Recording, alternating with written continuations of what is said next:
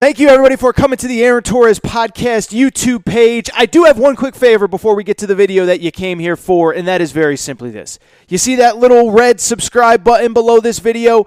Go ahead, smash that subscribe button. It really does help me. It really does help this channel grow and my audience grow. So go ahead and hit that red subscribe button. And now, here is the video that you came here for. All right, let's get into the topic of the day. Really, I don't even know if it's college basketball as much as it is amateur basketball, high school basketball, whatever. But it is the recruitment of the number one high school player in America, Jalen Duren. And I've talked a lot about Jalen Duren on this YouTube channel and the Aaron Torres podcast. If you're not subscribed, go ahead and find that on iTunes, the Podcast Addict app, wherever.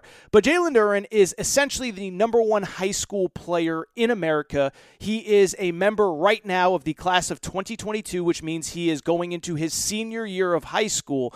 And I've talked a lot about Jalen Duren, but there have been some updates since I last talked about Jalen Duren. So I want to get to those updates, what it means, where his recruitment stands. Will he go to college? Will he play in the professional ranks? And if he goes to college, where will it be and when? Really quick backstory on Jalen Duren. Again, 6'10", monster in the post. Think about Bam Adebayo at Kentucky. Think about maybe Dwight Howard when he was a rookie with the Orlando Magic. Same kind of physique. He is just physically overwhelming for high school players. And as I mentioned, he's the number one high school player in the high school class of 2022, which means he's going into his senior year. And really the buzz, really the last 3 weeks to a month, basically since the Pangos All-American Camp and event that I was at, was that he probably won't play high school basketball anymore. Was that he is going into his senior year, but because of his age, he would be eligible for the NBA draft in 2022 if he can graduate high school this summer and play somewhere other than high school basketball next year. You guys know how it works. To be eligible for the NBA draft, you have to be 1 year removed from high school basketball, and you have to be 19 years old in the year that the NBA draft is going on. Jalen Duren will turn 19 in 2022. So the goal now is, does he get out of high school basketball and either play college or professional basketball this upcoming fall?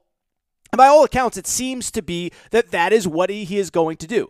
And so in recent weeks, he has picked up his recruitment. He has made 3 official visits, and he has basically said he wants to commit to a college or, frankly, a professional option by the end of the summer, with the insinuation being, yeah, I'm going to commit by the end of the summer so I can play somewhere next year and be eligible for the 2022 NBA draft. And so what I want to do is give you some updates, give you some new news, give you what I know, what I have heard, what it means, and all of that stuff. But let's start with what Jalen Duren's options are, because as I said, in recent weeks, he has taken 3 official visits. He took an official visit to Miami. He took an official visit to Memphis, and most recently, he took an official visit to Kentucky earlier this week. He also has the G League as a potential option on where he'll play next year. He has the NBL over in Australia as a potential option as to where he will play next year.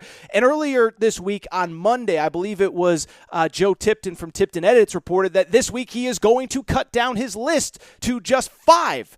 As early as this coming Friday, and most believe that that 5 will be the 3 schools that he visited, Kentucky, Memphis, and Miami, as well as those 2 professional options, the G League and the NBL. And so the question becomes, what is new since I last spoke with you? What does it mean going forward? And ultimately, what happens to Jalen Duren and where is he playing basketball next year? This is what I can tell you. First of all, the first mega piece of news, and it is a mega piece of news, is something I've talked about on this channel here over the last couple days and frankly the last couple weeks. One of his finalists has a very fluid coaching situation right now. That is Memphis. So Jalen Duren a few weeks ago visits Memphis. Everything seemingly goes well. Just one problem. Penny Hardaway in recent days has become a legitimate candidate for the Orlando Magic coaching job. I have told you for weeks that he is a legitimate candidate. Shams Charania from The Athletic reported that he did interview this weekend, and I do think that completely throws this Jalen Duren to Memphis conversation into a frenzy. How is this kid going to potentially commit to Memphis when he doesn't know if the coach is going to be there next year? All of that. Now, I understand that he's not planning on officially committing until later this summer. And so, of course, Memphis could still be in play. And, of course, we will know by then whether Penny Hardaway is the head coach of Memphis or not. What I would tell you about Penny Hardaway is what I told you a few days ago. I was told a month ago he was a legitimate candidate with the Orlando Magic. You can go back on this YouTube channel and look it up because it was something that I was talking about in the early stages of June. Doesn't mean he's going to take the job. Doesn't mean he's going to be the next head coach of the Orlando Magic. But again, this is something that I talked about back on June 13th. It is now June 29th, June 30th by the time you're listening to this. So if it was a rumor, if 3 weeks later he is interviewing for the job, you know what that means to me?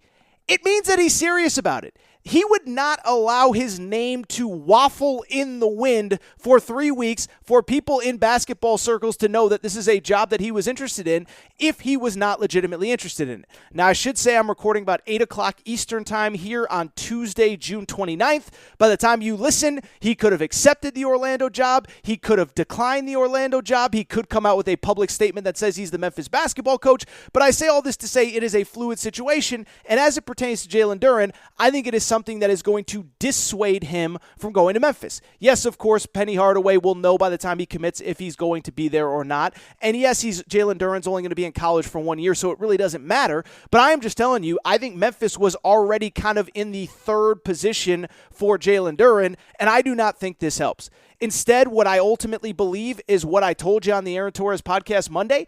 I think this ultimately comes down to two colleges, assuming that he plays college basketball next year. And I do actually kind of think that right now college basketball is in the pole position over the professional options. And if he does play college basketball, I really do believe it's going to come down to two schools. It's going to come down to the University of Miami or the University of Kentucky. I know when you hear those two schools, Miami or Kentucky, in basketball, it seems like a no-brainer.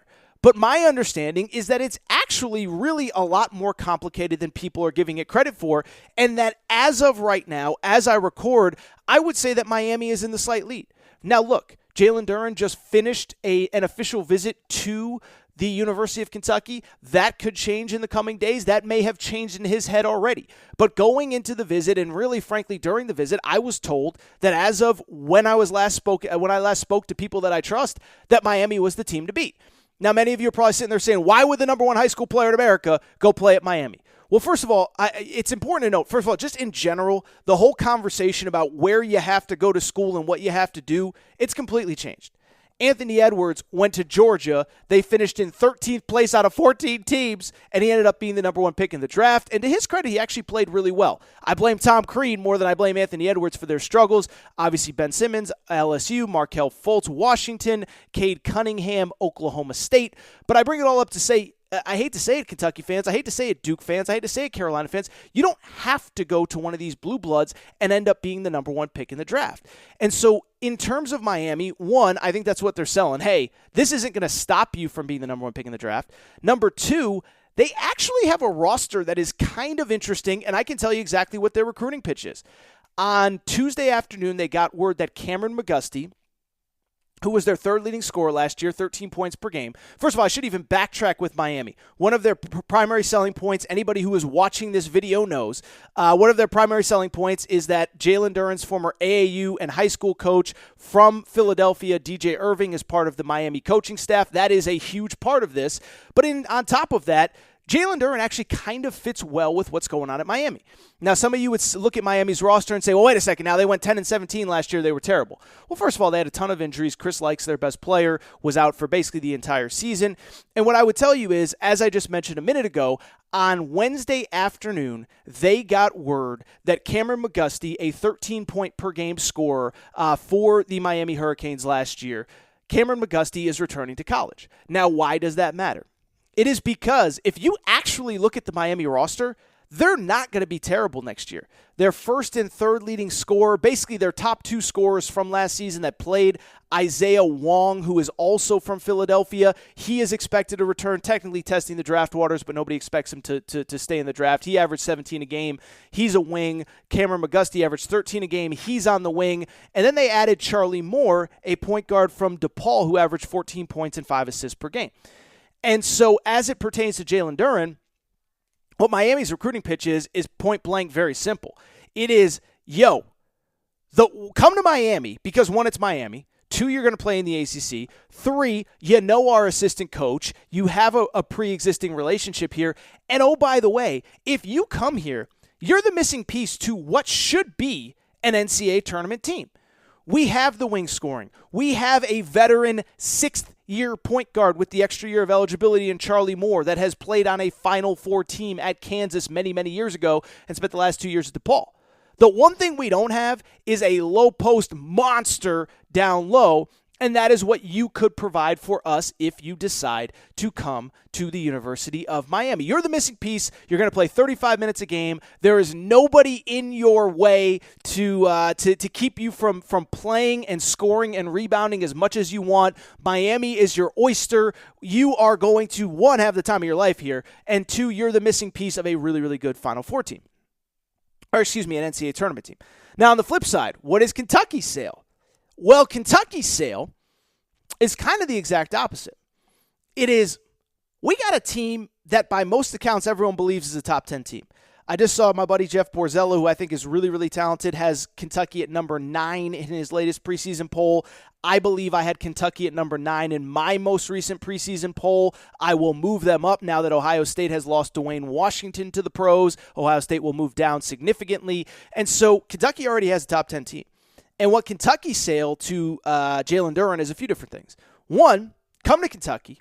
This is the biggest stage in college basketball. You are going to be playing in so many marquee games, your head is going to spin. You're going to be playing on ESPN more than freaking LeBron is, okay? Think about Kentucky's schedule next year. They play Duke on opening night. They play at Michigan. They play at Kansas. They're likely to play North Carolina in that CBS Sports Classic. They are going to play Louisville. They play a loaded SEC schedule. Arkansas, Bama, LSU, Mississippi State, Florida, Auburn, on and on and on and on and on. Playing an SEC tournament in front of 18,000 Kentucky fans. Playing an NCAA tournament where millions of people will watch you.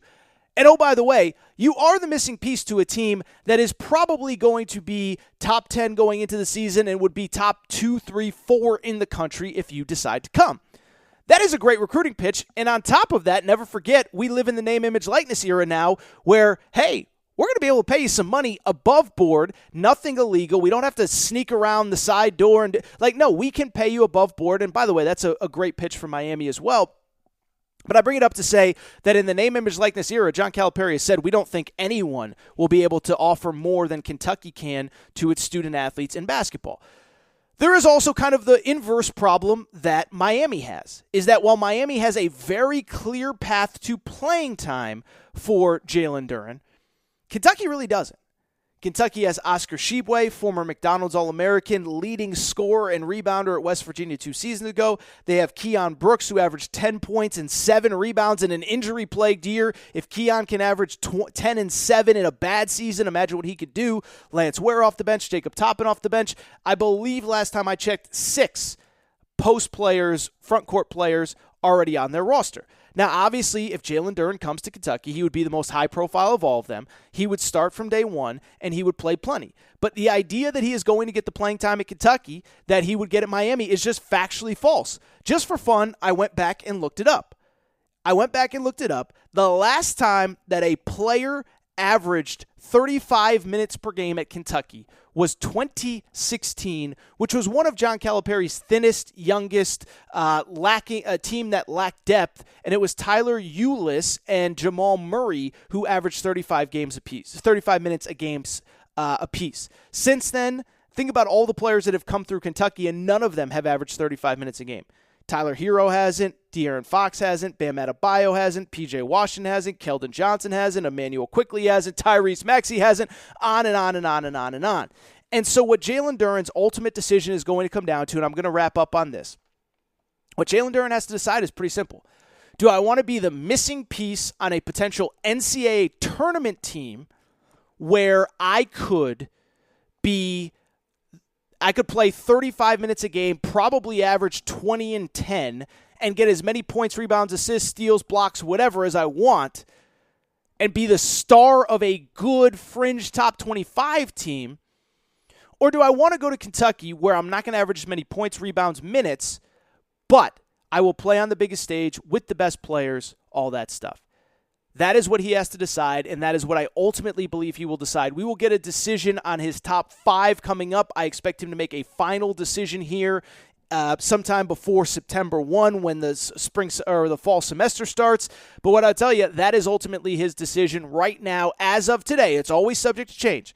I have heard that if he's going to college, it's either going to be Miami or Kentucky, and that college right now favors over the G League or a professional opportunity. So yeah, that's the Jalen Duren story. I will keep you updated as I learn more. If you enjoyed this video, do me a favor. Make sure you're following on social media at Aaron_Torres on Twitter. Make sure you're following on Instagram at Aaron Torres Pod. And of course, make sure to subscribe to this channel and make sure to listen to the Aaron Torres Podcast.